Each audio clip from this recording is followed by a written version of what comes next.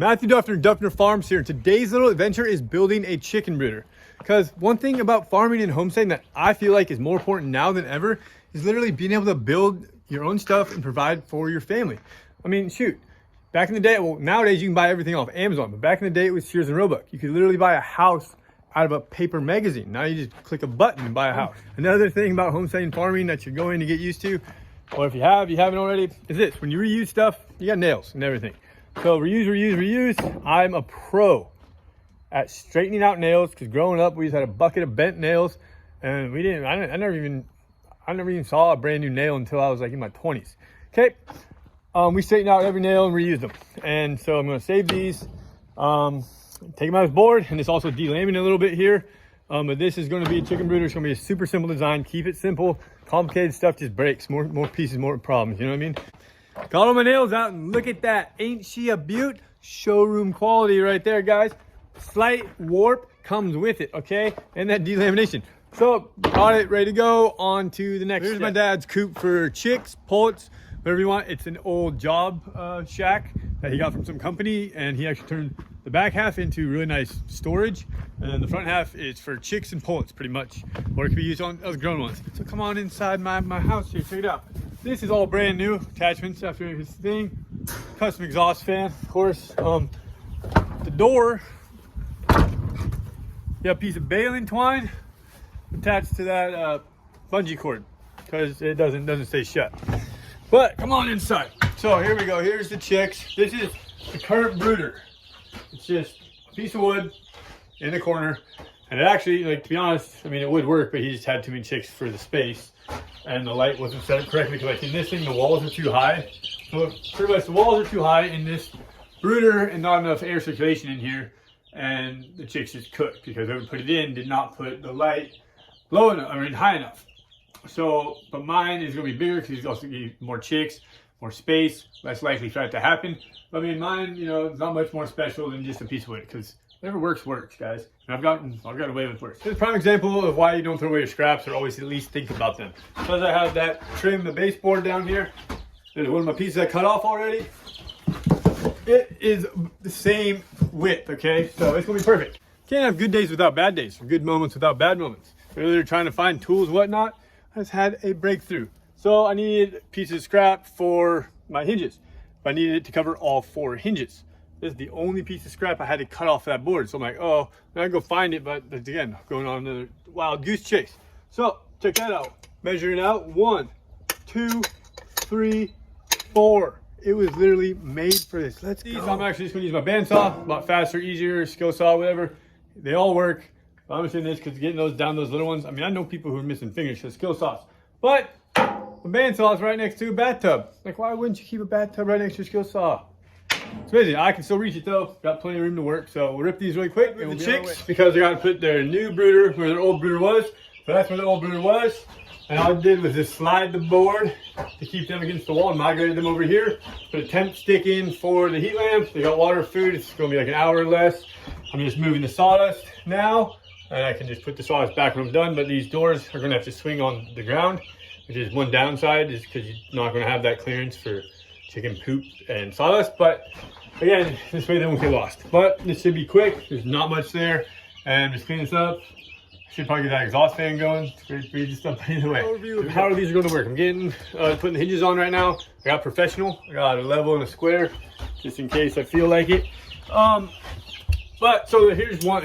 So this side right here, I got the spacers on this, okay, and that equals that. So when the door is shut, it can actually be flat. I mean, there's this gap here, yes, okay, I'm not worried about that. But it's not going to be, because if it was in before, it would start hitting right down here. When you'd close it, it would hit. And you wouldn't only be able to shut it like some odd degree angle, you know, it wouldn't be able to go all the way 90. So that's those spacers. The hinge is going to go right in here like that, okay? Hinge is going to go right there, top and bottom hinge. And luckily there's a stud right there, worked out great on this side. And then they're just going to swing. And it's just going to pivot right there, and it will just swing open. One side, this side will swing open. The other side will swing open, meet in the middle, and Voila. Now I just gotta figure out some way of attaching the corners, just so it's, I don't like screws because then you get holes and you gotta back them out. I want something simple. I mean cinder blocks, like, because it's temporary. Sorry if you're looking down and feel like that. Yeah, like cinder blocks are something simple because it's literally just a Brooder, and you see all the cinder blocks in here now. But that's that overview and how those spacers work. And like that one that was delaminating, I took it and I sucked the screws from the plywood side into my spacers, and then the screws from the hinge are going to go into the plywood. So it's kind of like both sides getting sucked in. I got some drywall screws I'm using on that. I used on that. Most likely, I'm probably going to use normal crappy little hinge screws on most of the hinge, but on especially on the wall, I'm going to be using bigger screws to hold it. I mean, I am going to space this a little bit. I went and I grabbed, because if you set it right on the ground, you're going to be rubbing day one. So we got a million of these things right in buckets and buckets of them. And I figure I don't have a carpenter's pencil. I don't know where my pencils went. I had a pencil earlier, and first thing the lead broke, and I don't have my knife on me because I had to fly up here. I can't bring a knife on a plane. So, sorry about my rant. Spacer right there. I got like a million of these. I'm just going to add a spacer. It's not enough for a chick to get under, but it's still going to give enough for the door to at least have some swing. And then when it sags with the hinges, with the play that's in a hinge naturally, it won't just drag insanely bad. And it might even give me a little bit of grace on, because I don't know, this building's very old, and as you see the doors, don't know what's level, don't know what's square. So just throwing some hinges up on a wall and hoping it shuts. Another tidbit of why I did my spacers the way I did, actually, because it's actually important when it comes to the design. I have the spacers on the inside, so they go like that, because I could have put the spacers on the hinge and bumped the hinge out. But then, when the door is open, the door would have been off the wall, like that. It would have been off the wall gap instead of being flush with the hinge. So the spacers had to go on this door so that you don't have that gap and little chicks can't escape. Kind of a very big, important design factor that I kind of left out. So you're going to want your hinges level. Hopefully the building itself is level, and you can also do square, but I'm just shooting for level. And I actually don't know how level this building is, but I'm just hoping that it works. If it doesn't, I'll adjust. But the way that I'm doing it today on the hinge, you just put in the top screw. Okay, that's the height where it needs to go, and now I just adjust it with this. And of course there's a I don't have a nut driver on me. Okay. If I held the level right, that'd be cool too, huh? So yeah. Okay. Right about there's level, and now I will tack it with the screw. A little bit of truth on our first door here, okay? I got the door you saw with the levels, okay, with the level, and then I just put the door itself on the spacers over here. And just tacked it up where she lied, and this is literally his first time. We'll see if she swings. Let me get a spacer out of here. Let's watch. Real time. Oh, see, we're hitting right there. But as long as it goes, hold on. That ain't bad.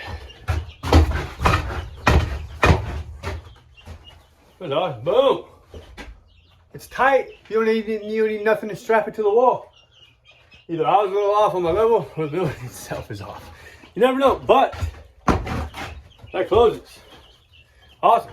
Now it's time to do the second one. Just have to celebrate another victory. Couldn't have done this any better, even if I planned it myself. Put that other board up there. Okay, the other door, wall, and you have a spacer, plus you have the trim, bottom board, whatever you want to call it. And look at that. That's a stud right there. Right on stud. I was worried I was going to have to trim it down so it hit a stud. But she's on there dead on. So I was going to do the same concept. Put my level, put my hinges on the wall, and then mount them to the door. And also, if you mount them to the door first and you try mounting them to the hinges, unless you pull the pins, it's very difficult to do a lot of times, because the door's going to have to be all oblong open to where, well, these doors aren't going to open that way. So this way. And then also, quick tip too, on hinges, especially older hinges. I mean, I don't know if they still do, but this one has like a bunch of paint on it, but one of them, upside down, the pin falls out. So make sure pin is up. Okay. Thank you all. Second moment of truth right now. Got this door up, so we're gonna get the spacers out. That's kind of hard doing it myself. That one was tight. That's right. So let's see how she flows. Real time action here. Well, that one's smooth. Yeah, it locks in with the other one. again, couldn't plan that any better myself. So there is when it's shut down, and the roost and everything will go over. And here's the roost.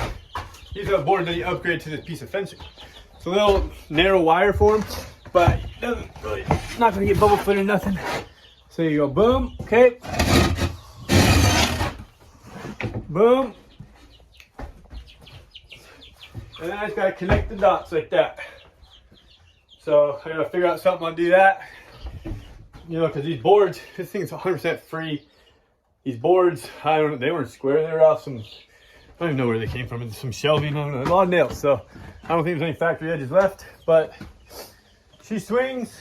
Now I just gotta work on that corner. And yeah, that's an upgrade for these little guys for sure.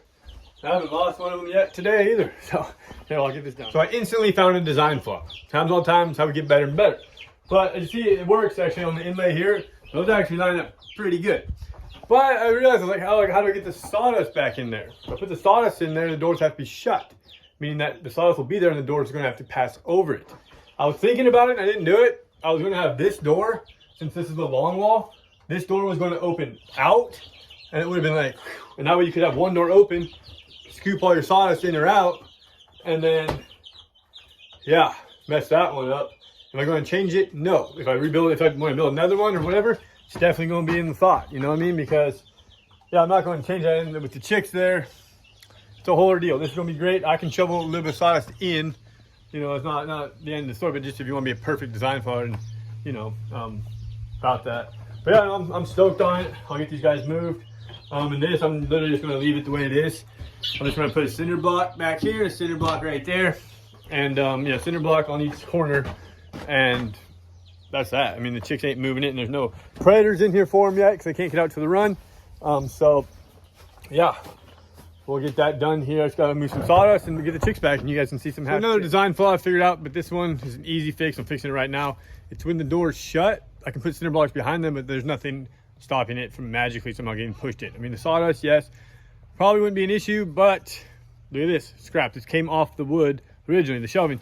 So it's the same length, so I just got to cut 4 inches off so when it closes, it'll clear the baseboard. It's got all the nails in it. I can literally just hammer it in and tack it up. Probably going to put a screw in it just to guarantee it. But I'm just going to go cut it right now on the bandsaw. Got the chicks in their setup. So there's the blocker. Cinder block, concrete block, keep them together. All those little guys are in their new area. A lot better than the old one. But again, the old one does work, just didn't work in this situation. And this again just shows you what you can literally make just with an idea. I mean, my idea was kind of this originally. I wanted the hinge right here, and then the whole thing would just collapse. But then you have to deal with those boards, and they magically get lost again. This way, this stuff will never get lost. And if I ever have to do it again, or maybe I'll just get mad and actually swap the hinge on that one side one day. But until that day, yeah, thank you all for watching. Become a member, learn more Homestead stuff, get behind the scenes, all that cool stuff, guys. And yeah, just yeah, think outside the box, guys, because one thing I like to try to do is I want to turn I want to turn DI buyers into DIYers, okay? Because everybody can do it. Thank you all for watching. God bless. Like, share, subscribe.